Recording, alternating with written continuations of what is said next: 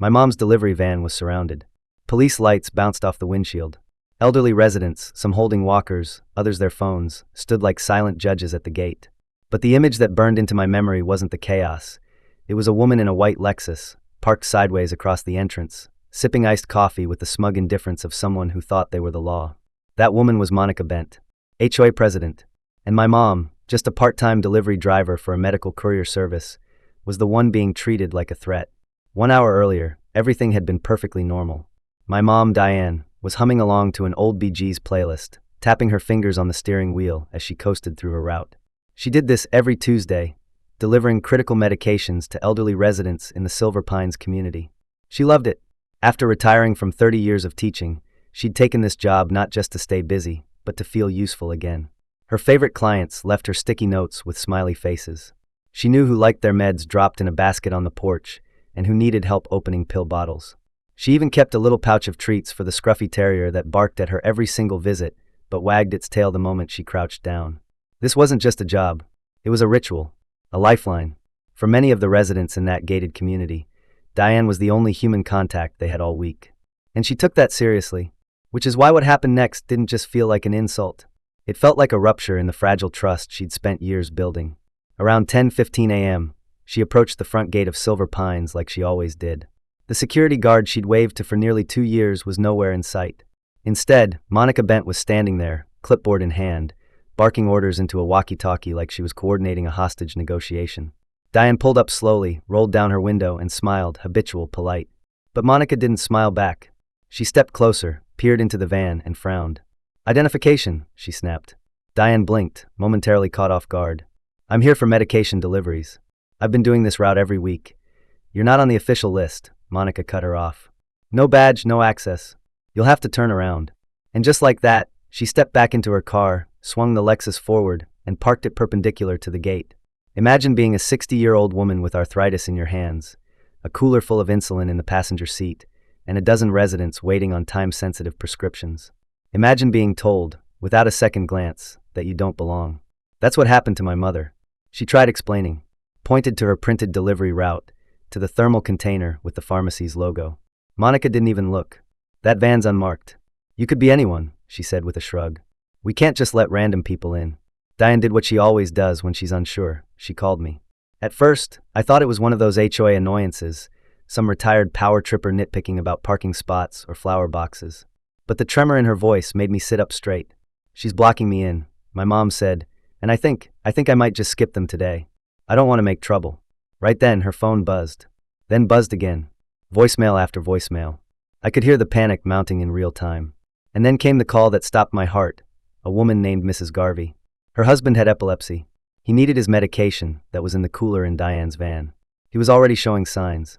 "Please," she sobbed, "tell me you're on your way." My blood went cold. I told my mom not to move. "I'm coming," I said, already grabbing my keys.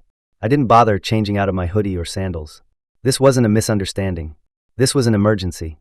As I drove, she called again. Someone had phoned the police. A traffic jam had formed behind the gate. Residents who had left earlier for errands were now stuck outside. One elderly man tried reversing over the curb to sneak in through the exit lane, cracking his bumper in the process.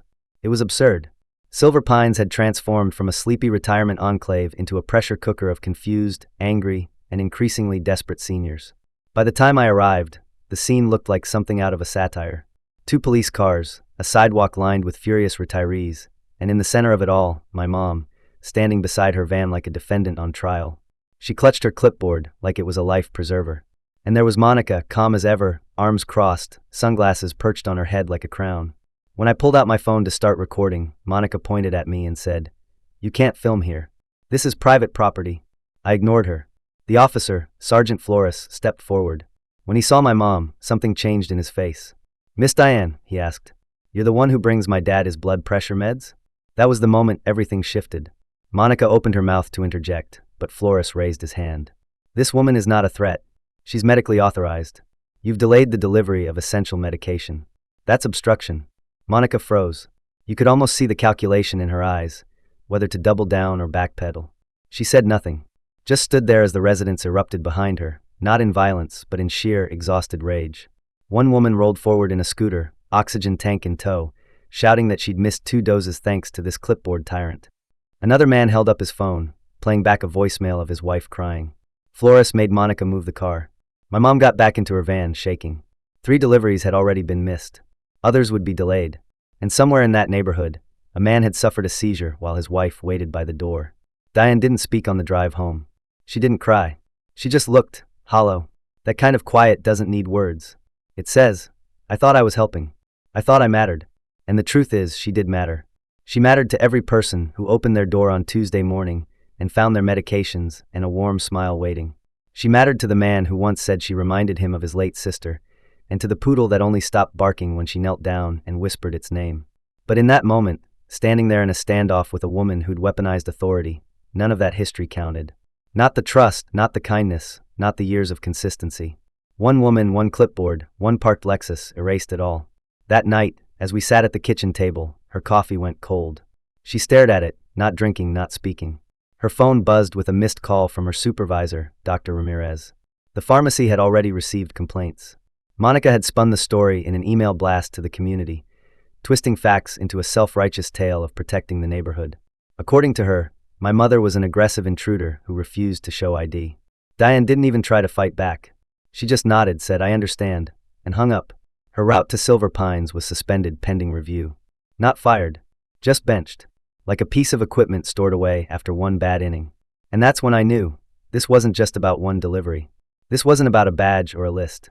It was about power, who holds it, who gets to decide what safety looks like, and who suffers when that power is misused. I looked at my mom across the table, her hands folded, her shoulders hunched like she was trying to take up less space, and I made a decision. Karen had blocked a van that day, but I was about to bulldoze her entire throne. The morning after the blockade, everything felt wrong. Not in the dramatic, thunderclap sort of way, but in the quiet, unsettling kind of wrong that sits heavy in the air. My mom sat at the kitchen table, still in her robe, staring at a slice of toast she hadn't touched. The butter had gone cold and congealed. She didn't speak, didn't sip her coffee, just sat there like someone waiting for a verdict they already knew was coming. Her phone lay face down next to her, silent but pulsing with missed calls.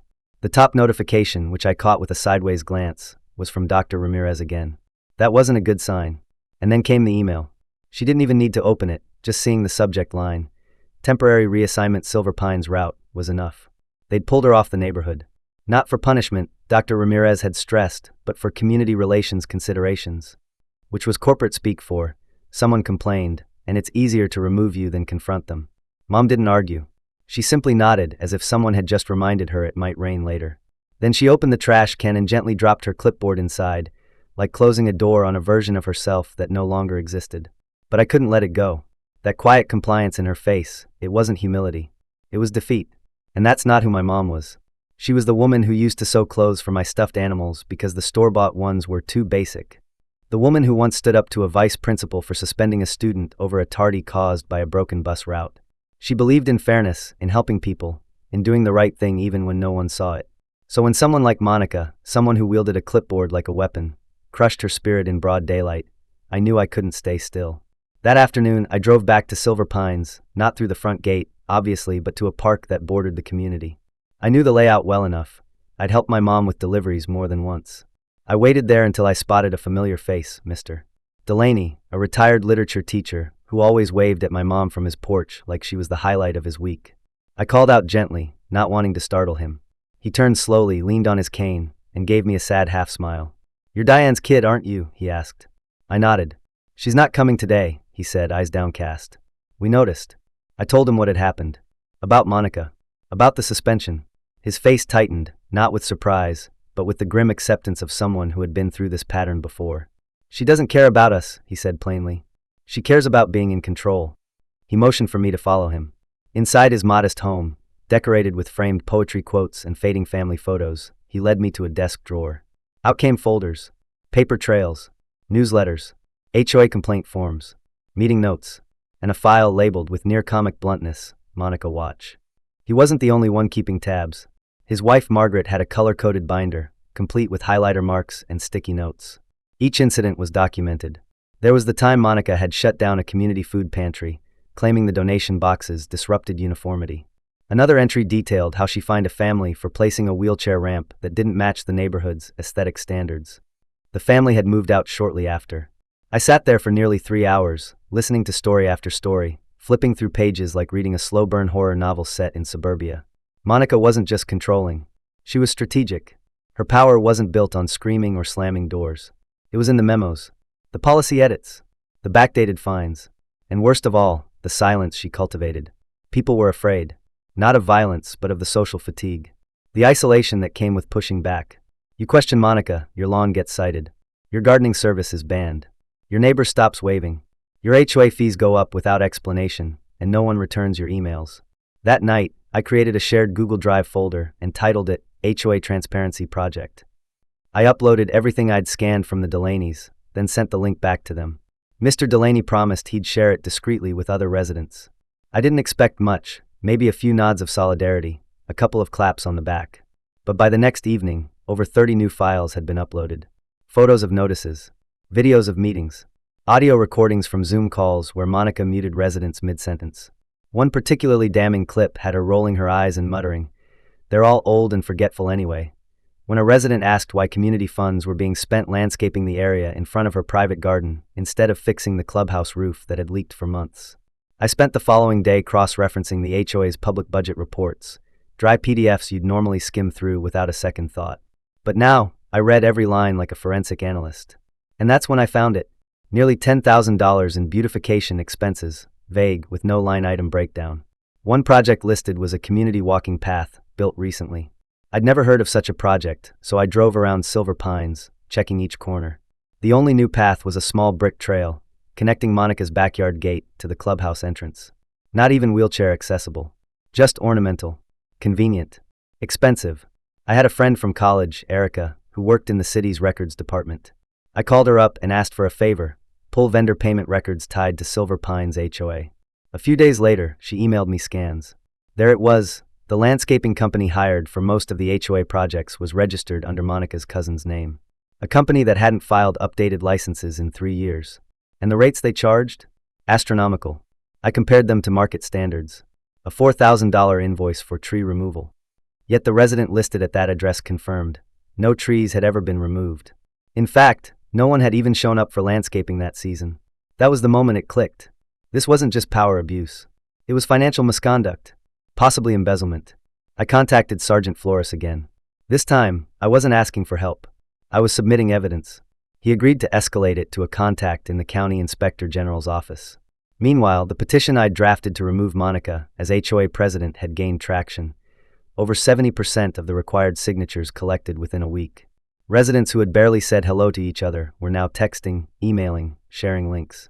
An elderly veteran named Mr. Dominguez offered to go door to door with his daughter, even if it took him all day. But what moved me the most was how many of them weren't doing this out of hatred. They weren't hungry for revenge. They just wanted to breathe again. They wanted to plant flowers without a citation, hang wind chimes without a warning, get their medication delivered without being treated like an intruder. And they wanted Diane back. Every person I spoke to had a story about her. She helped me find a dog I thought I'd lost. She waited an extra 5 minutes because she knew I couldn't move fast. She's the only one who remembers my name. One woman burst into tears just talking about her.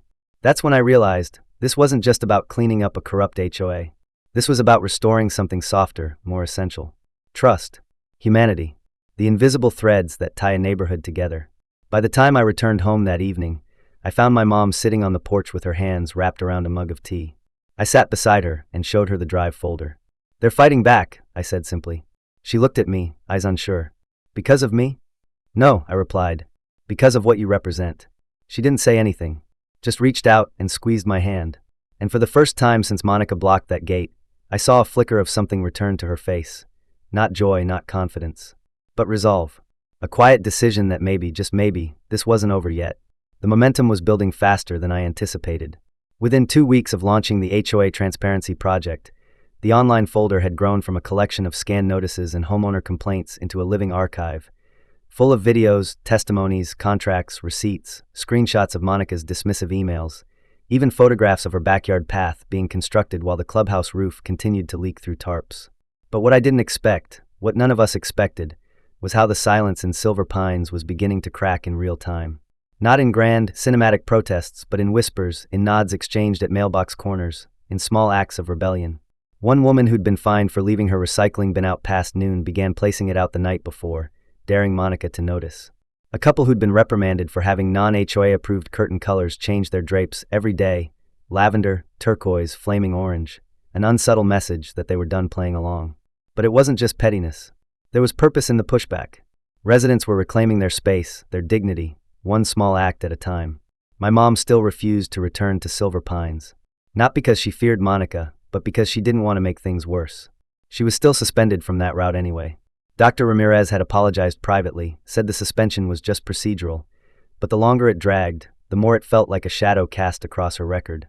I tried showing her the petition numbers climbing steadily past 75%, the comments flooding the folder praising her dedication, but she only smiled weakly and said, "Let me know how it ends." The truth was, she still didn't believe any of it would change anything. Silver Pines, after all, had been under Monica's thumb for years. Who's going to stop her now? And then, something unexpected happened. An anonymous tip arrived through the folder's submission link, a scanned document labeled Insurance Irregularities. At first, it looked like another boring line item, just an annual expense for liability coverage, a normal part of HOA business. But when I compared it to the previous year's budget, something didn't add up. The line hadn't existed the year before, not even under a different label. This was a new premium, issued under a new broker, at double the rate of comparable policies. The broker's name rang a bell. I did a quick search, then a deeper one. It took some digging, but eventually I found what I was looking for. The insurance brokerage shared a mailing address with a now-defunct consulting company, once managed by Monica herself. Technically, the two entities were not officially connected, but the names on the filings, middle initials, P.O. boxes, signature styles, told a different story. I stared at the screen, heart racing. This wasn't just HOA micromanagement or favoritism. This could be fraud. I printed the documents, highlighted key entries, and drove straight to Officer Flores. He listened in silence, flipping through each page with the kind of quiet focus I now recognized as the calm before action.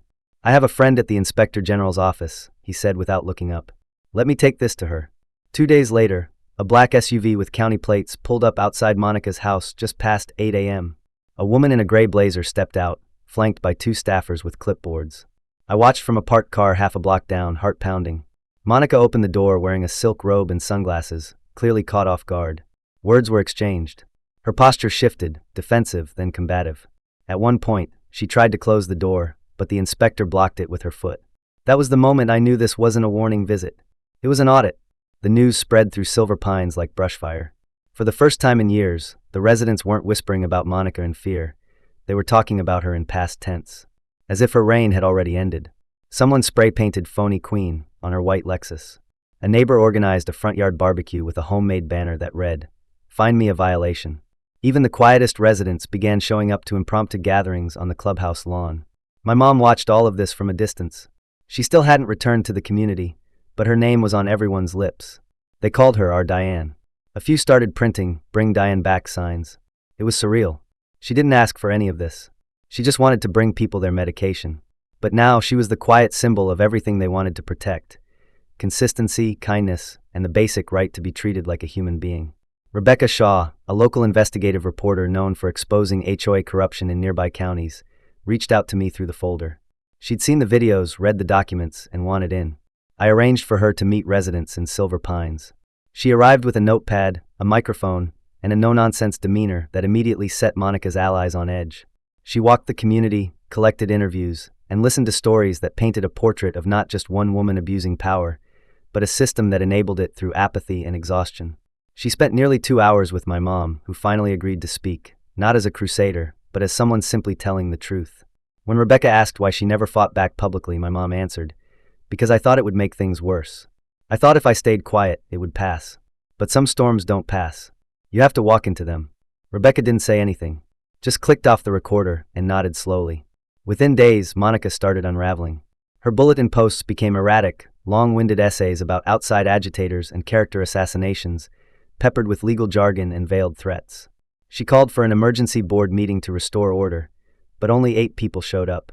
5 of them were there to confront her. One man read aloud his mother's ER bill from the day of the blocked delivery. Another spoke of missed anxiety medication that derailed his son's treatment schedule. Monica waved them off with talk of protocol. But no one wanted to hear protocol anymore. They wanted accountability. Then Rebecca's report aired. It wasn't just damning, it was devastating. A 6-minute segment opened with footage of the blocked delivery van and Monica's now infamous line, "I don't care what's in the van." That soundbite became a meme overnight. The story was picked up by national blogs. Reddit threads exploded. Even HOA groups in other states began referencing the Silver Pines incident as a case study in overreach. And still, Monica refused to resign. She called it a media witch hunt, threatened defamation suits, and accused residents of manipulation. But her board allies began to disappear. Quiet resignations, unexplained absences, unanswered emails. The community scheduled a formal vote for her removal. The petition had crossed 90%. There was no way out. My mom didn't want to attend the vote. She said it wasn't her fight anymore. But the morning of, a bouquet of flowers arrived with a note. "If you won't speak, at least let us stand beside you." She wore her first day of work sweater, the soft blue one with a tiny patch near the elbow that she always forgot to fix. She said it felt lucky. I said she didn't need luck. She had the truth. The vote was quiet, tense. Folding chairs on the clubhouse lawn, clipboards passed from hand to hand. The community had become something I'd never seen before, not just defiant, but united. Monica gave a final speech, cold, defensive, absent of any apology. Then Mr. Delaney stood up and read a letter from his wife, describing the day she went without her heart meds. A few rows back, Mr. Dominguez wheeled forward and pointed directly at Monica. "You don't get to silence us anymore," he said. And with that, the ballots were cast. When the final count was read, 92% in favor of removal, there was no cheering. Just stillness. Like a held breath finally released. Monica walked off stage, left her clipboard on a chair, and didn't look back. The next day, the community clubhouse was quiet again, but something had shifted. The lawn chairs were still out. The signs were gone. But the fear had evaporated. People smiled longer. Doors stayed open. And in the center of it all, without a badge, without permission, Diane returned. Not with fanfare. Just with her cooler, her list, and that gentle knock on the door that had come to mean everything. The days following Monica's removal didn't erupt in celebration like a victory parade. There was no music, no champagne, no triumphant speeches echoing through the Silver Pines clubhouse. Instead, there was a silence, soft and unfamiliar, the kind that doesn't sting but soothes, like the air after a long-awaited rain. The fear that had once lingered in the corners of every porch, behind every drawn curtain, seemed to evaporate. People began to wave to one another again. Some even left their front doors open in the late afternoon breeze. My mom resumed her route the very next Tuesday. There was no announcement, no press release, no grand return. She simply loaded her cooler, double-checked her list, and showed up like she always had, like nothing had ever interrupted it. But the neighborhood knew. One by one, residents stepped out of their homes to greet her, some with smiles, others with quiet tears, and one with a hand-painted sign that said, "Welcome back," Diane pinned to a mailbox. It wasn't about the meds anymore. It was about everything she had come to represent. Dr. Ramirez called her personally, voice thick with regret and resolution. He apologized not for the suspension itself, procedural necessity, he still insisted, but for not defending her sooner. The pharmacy released a public statement reaffirming their commitment to community health and frontline staff. But my mom didn't need statements. She needed her rhythm back. She needed to know that when she knocked on a door, the person on the other side wouldn't be forced to wait behind a barrier of power and arrogance. Meanwhile, inside the HOA itself, change wasn't just cosmetic. With Monica gone and 2 of her allies resigning quietly in the aftermath, the board appointed an interim president, Mr. Dominguez. The irony wasn't lost on anyone. The same man whose daughter had to fight for his meds that fateful day was now in charge of rewriting the very policies that nearly endangered his life. His first act? Abolish the arbitrary gate restrictions. All medical and delivery personnel now had permanent clearance, vetted once and recognized always. No more checklists. No more power trips at the entrance. But that was only the beginning. A full audit of HOA spending was launched, not just by the interim board, but in parallel by the county inspector's office. County investigators returned to Silver Pines with clipboards and quiet questions. They interviewed residents, examined landscaping contracts, cross-checked budget entries. Monica, now officially removed, had vacated the HOA office but not the town. She was spotted at a nearby coffee shop one morning, sitting alone, typing feverishly into a laptop.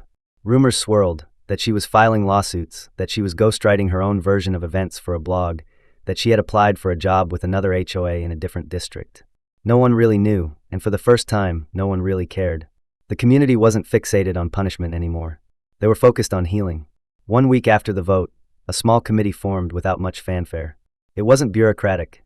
It wasn't even formal.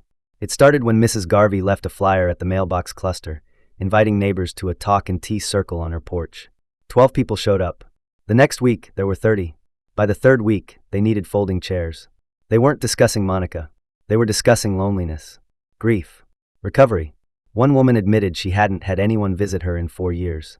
A widower said he didn't know how to cook and had been living off cereal for months. My mom joined silently at first, bringing lemon bars and sitting at the edge of the circle. But eventually they coaxed her in. She didn't speak much, but she didn't need to. Her presence was a balm. One afternoon, a man named Alan, a soft-spoken Vietnam vet with trembling hands, stood up in the middle of the circle and said, "I used to think kindness was soft. But watching Diane do what she did, now I think it's the strongest thing I've ever seen." The group fell silent. Then someone clapped. Then another. And suddenly it wasn't just a circle anymore, it was a chorus. That's when someone proposed the idea of an appreciation event. Not for revenge, not to gloat, but to thank the people who had held the line during the hardest moments. They called it the Heart of Silver Pines. My mom resisted, of course. She hated attention. She didn't want her name on a banner or a plaque. But the community wasn't asking. They were insisting. The event was scheduled for a Saturday afternoon under the oak trees near the clubhouse.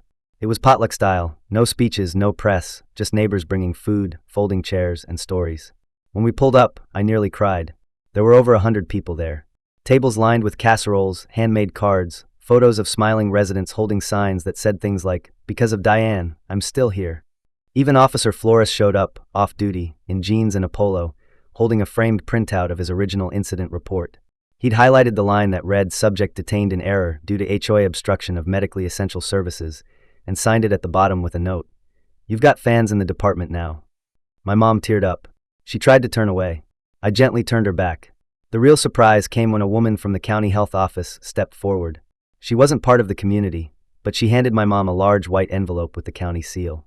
Inside was a letter informing her that she had been nominated for the Community First Award, an annual recognition given to citizens who make extraordinary contributions to public safety and health. The nomination had come from the residents themselves, backed by over 70 letters of support.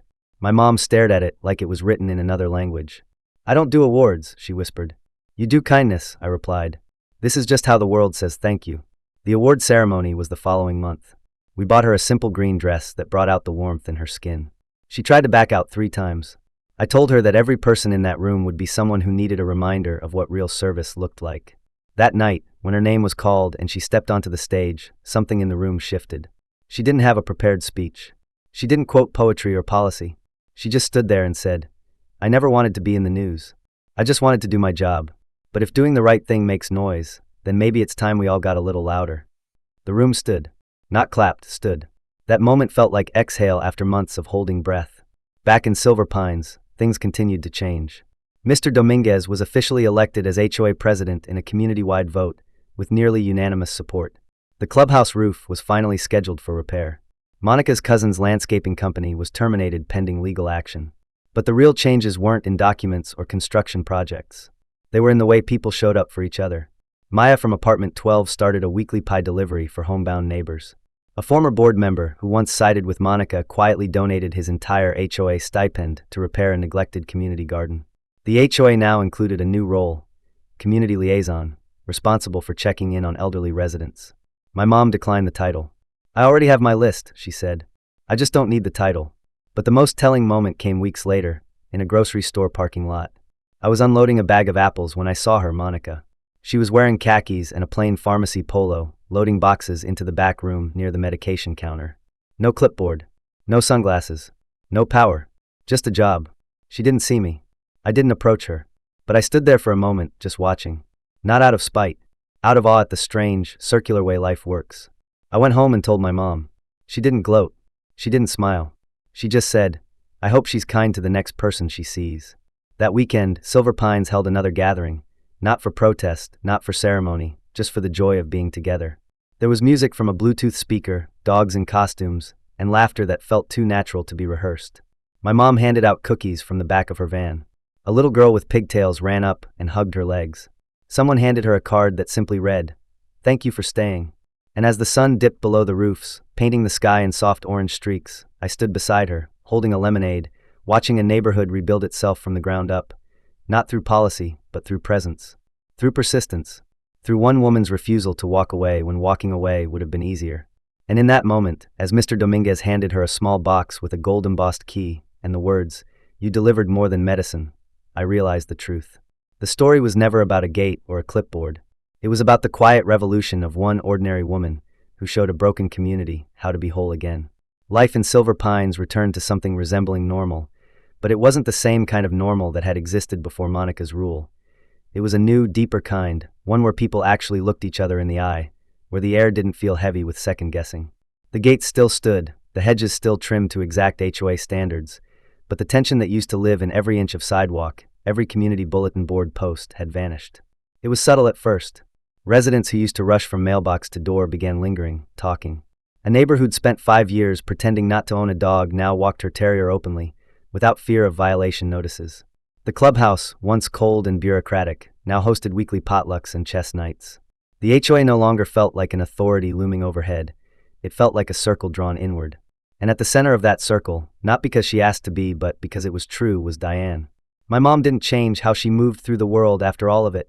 She still woke up early on delivery days, still kept her route clipboard, now laminated and lined with new addresses, and still carried extra dog treats in the side pocket of her cooler.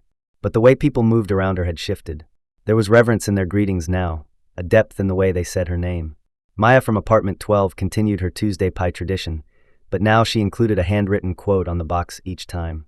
Mr. Dominguez insisted on cleaning her van windshield every other week.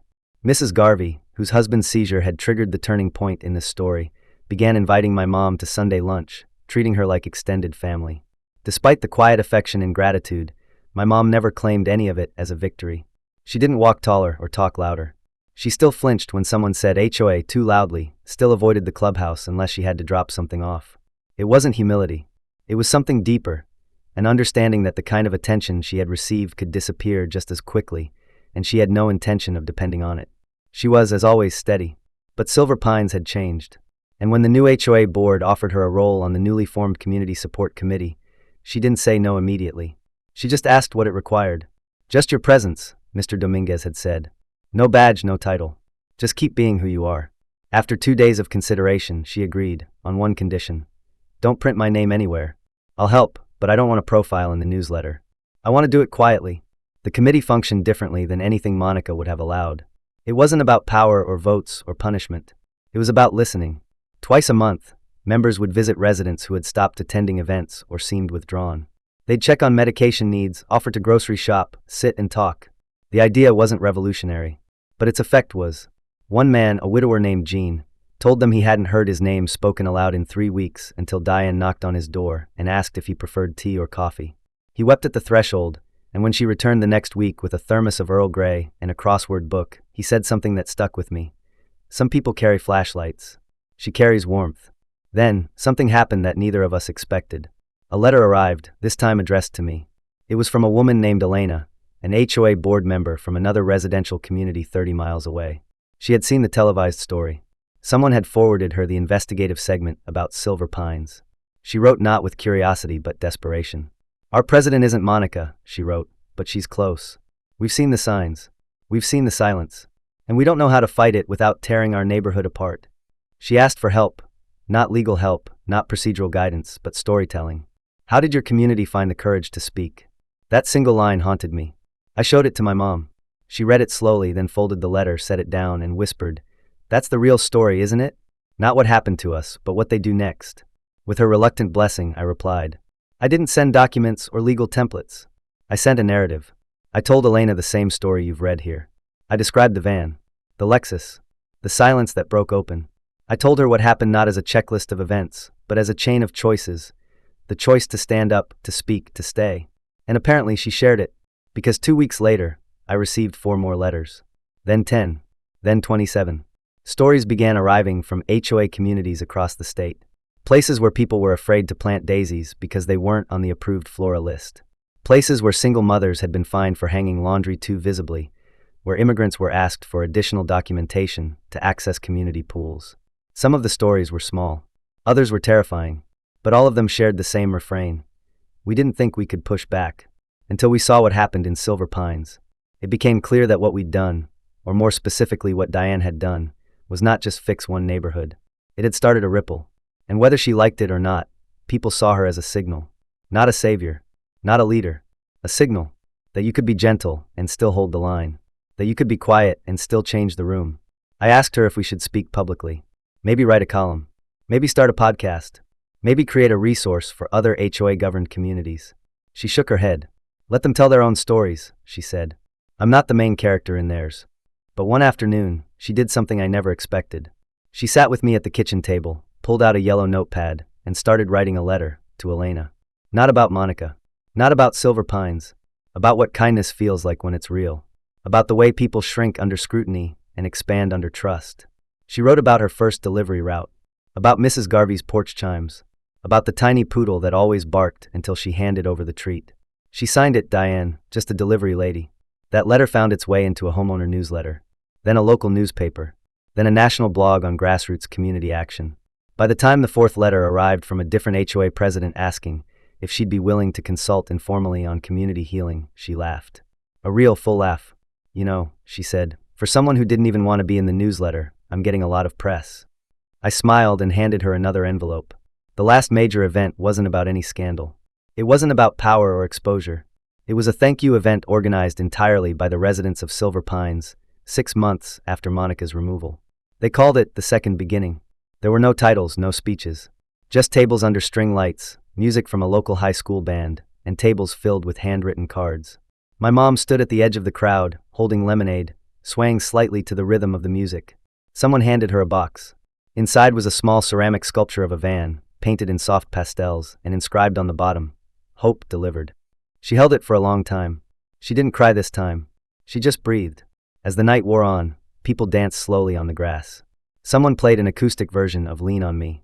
Mr. Dominguez handed me a folded piece of paper with a new policy proposal for community storytelling nights. We've learned that truth travels faster when it's told in person, he said. I nodded. Before we left, a little boy ran up to my mom, hugged her leg, and said, You're the reason my grandma isn't scared anymore. She bent down, hugged him back, and whispered, She's the reason I'm not scared either. Later, as we sat on the porch at home, the air cool and the sky full of stars, my mom turned to me and said something I'll never forget. People think big change comes from shouting. Sometimes it does. But sometimes it comes from staying. From doing the right thing again and again until the wrong thing moves out of the way. I looked at her, this quiet woman who never asked for a fight and yet somehow started a revolution. And I realized that stories don't always need a climactic ending. Sometimes the best ending is simply this. The storm passed, the people stood, and the van rolled forward, one door at a time, carrying not just medicine, but memory, resolve, and the soft, unstoppable power of doing what's right.